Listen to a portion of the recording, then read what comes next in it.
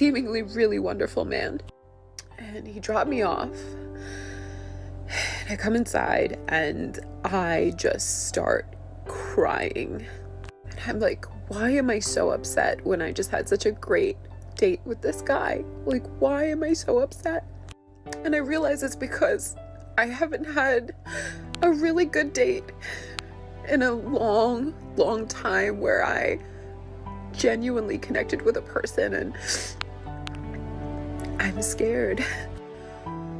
It's weird. It's like my body and my mind doesn't know how to process it because I'm so used to getting hurt. I've never experienced a good relationship or a healthy relationship. I've always been hurt. The guy that ends up with this woman has his work cut out for him. He is going to need a psychology degree to be able to have a relationship with her. And I've been single for so long. More so because I needed to be single. I needed to heal from all of these traumatic, toxic relationships. Politically speaking, you are damaged goods. I think I have just lost the one person that I've prayed for. Like, all because of my self-sabotaging tendencies. Because God forbid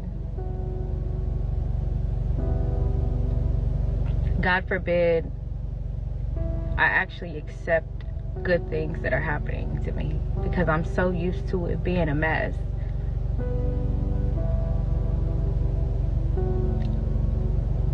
I'm so used to it being toxic. And here I am in the face of a non-toxic situation, in the face of a God-fearing man, in the face of a family man, an amazing person. And I don't know what I'm doing. I don't know what I'm doing. And I think I've just lost. I think I just lost the opportunity to experience something I've never experienced before. I have a question. This is for people that are used to chaos, trauma, red flags.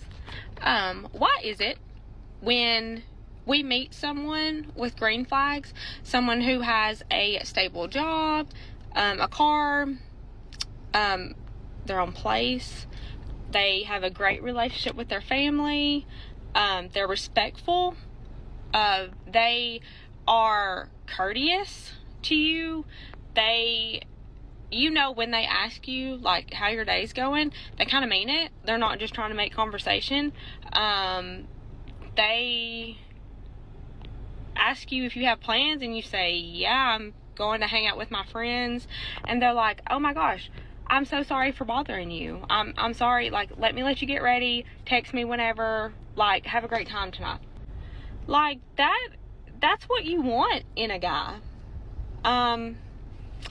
But because they're not asking for like dirty pictures or snapping you things or ghosting you or texting you whenever the hell they want to,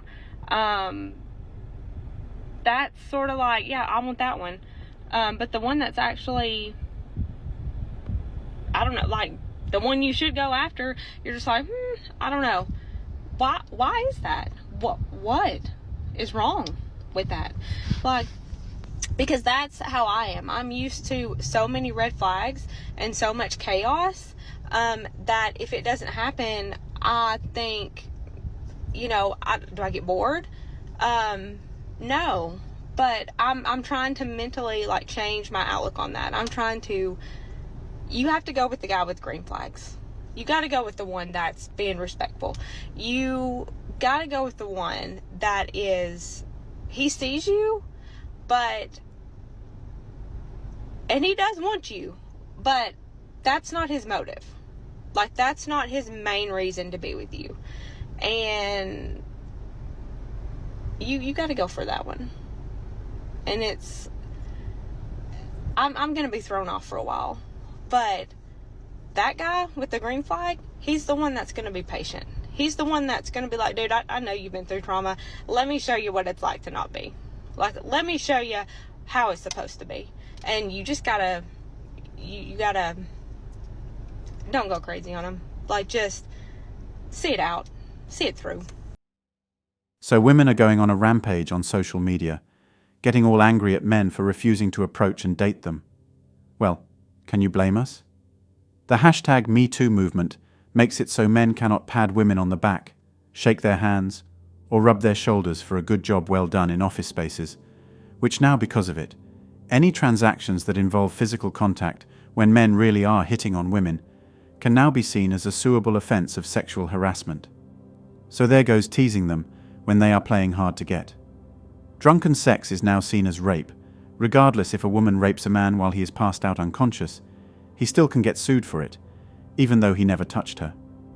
Usually accidental drunken sex in the past led to relationships, especially if they were up for hungover morning sex the following morning after.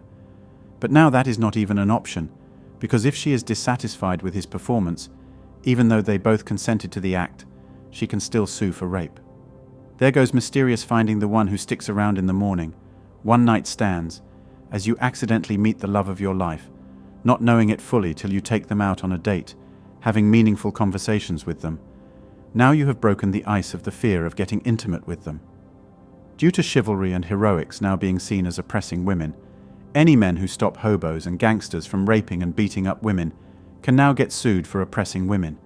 So instead of saving her from getting raped or getting the shit beat out of her, you are forced to just watch or walk away.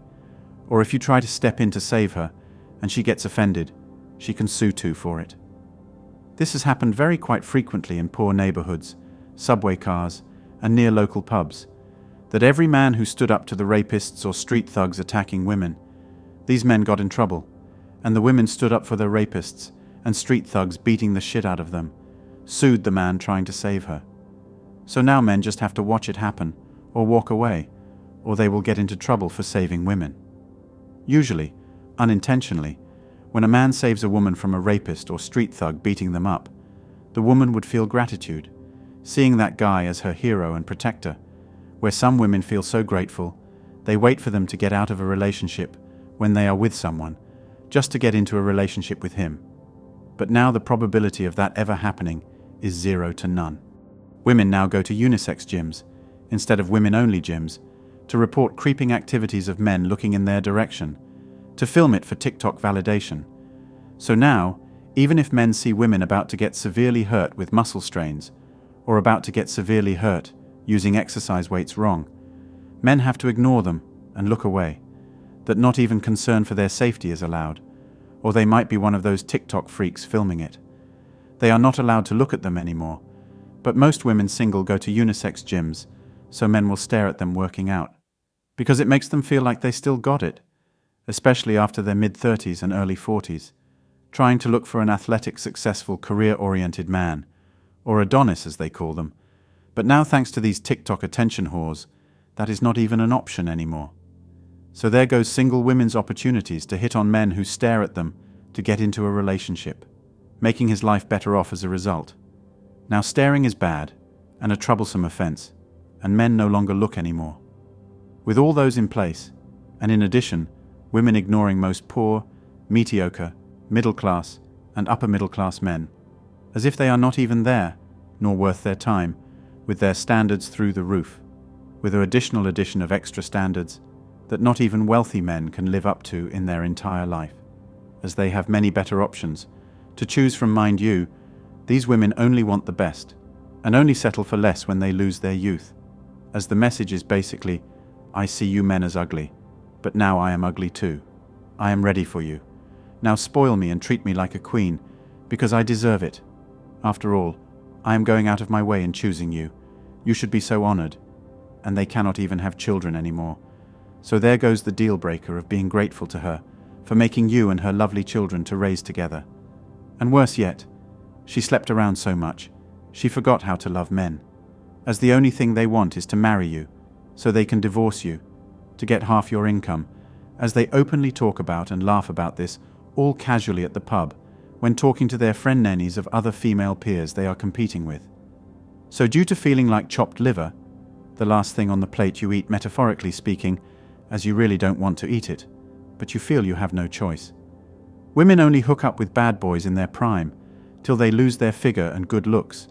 Men are being taken for granted, being seen as chopped liver, and considering these women chose to hook up with men who use them for sex who don't love them, these women delusionally fall in love with them anyway, only to get their hearts broken over and over and over and over and over again, as they blame all men becoming bitter, closed-hearted, and resentful towards men. And they go back to the men they turned down in the past, emotionally damaged, only selfishly thinking not about love and commitment, but what she can financially exploit from him in a divorce. Showing once again she doesn't love him, as these basically give these men one more fuck you before screwing them over financially in a divorce. Men are starting to take notice of all these things. Now natural attraction is basically banned, so that one is out, now chivalry is dead. Thanks to feminism, women using men for their wallets instead of loving them with commitment. Men are taking notice and weighing the means and thinking, I want to be loved. I want a best friend who doesn't take me for granted. This isn't what I signed up for. It is just not worth it. And due to all the double standards in place for women, it is making men further their resolve to not want to affiliate with women anymore. Some will become players and have one-night stands, but due to women's lack of love and commitment, while taking men for granted, men feel considering women have forgotten what love even is. They cannot love them, because it would be like loving a brick wall. Anyway, that's all for today on Manhood. Don't forget to smash the like and subscribe buttons, and also click on the notification bell to be the first to know when I drop a new video. If you find value in my videos, you can show your support through PayPal or Cash App. The links are in the description. See you next time. Cheers.